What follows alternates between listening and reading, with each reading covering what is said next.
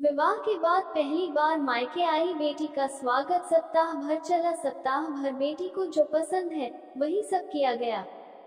वापस ससुराल जाते समय पिता ने बेटी को एक अति सुगंधित अगरबत्ती का पुडा दिया और कहा कि बेटी, तुम जब ससुराल में पूजा करने जाओगी तब यह अगरबत्ती जरूर जलाना। माँ ने कहा, बिटिया प्रथम बार मायके से ससुराल जा रही है तो भला कोई अगरबत्ती जैसी चीज देता है। पिता ने झट से जेब में हाथ डाला और जेब में जितने भी रुपए थे वो सब बेटी को दे दिए। ससुराल में पहुंचते ही सासू माँ ने बहू के माता पिता ने बेटी को विदाई में क्या दिया ये देखा तो वह अगरबत्ती का पुडा भी देखा।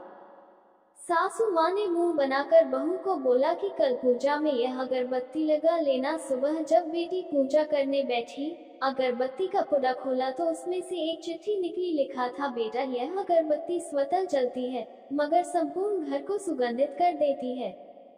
इतना ही नहीं, आजू बाजू के पूरे वातावरण को भी अपनी महक से सुगंधित एवं प्रफुल्लित कर देती है। हो सकता है कि तुम कभी पति से कुछ समय के लिए रुक जाओगी या कभी अपने सास ससुर जी से नाराज हो जाओगी, कभी देवर या नंद से भी रूठ हुई, कभी तुम्हें किसी से बातें सुननी भी पड़ जाए या फिर कभी अड़ोस पड़ोसियों के वर्तन पर तुम्हारा दिल खट्टा हो जाए, तब तुम मेरी यह भी ध्यान में रखना, अगरबत्ती की तरह जलना।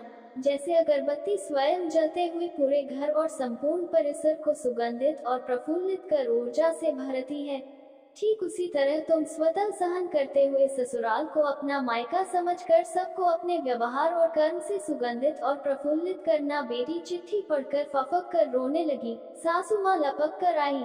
पति और ससुर जी भी पूजा घर में पहुँचे जहाँ बहू रो रही थी। अरे हाथ को चक्का लग गया क्या? ऐसा पति ने पूछा। क्या हुआ ये तो बताओ। ससुर जी बोले, सासू माँ आजू बाजू के सामान में कुछ है क्या? ये देखने लगी तो उन्हें पिता द्वारा सुंदर अक्षरों में लिखी हुई चिट्ठी नजर आई। चिट्ठी पढ़ते ही उन्होंने बहू को गले से लगा लिया और चिट्ठी ससुर जी के हाथों में दी।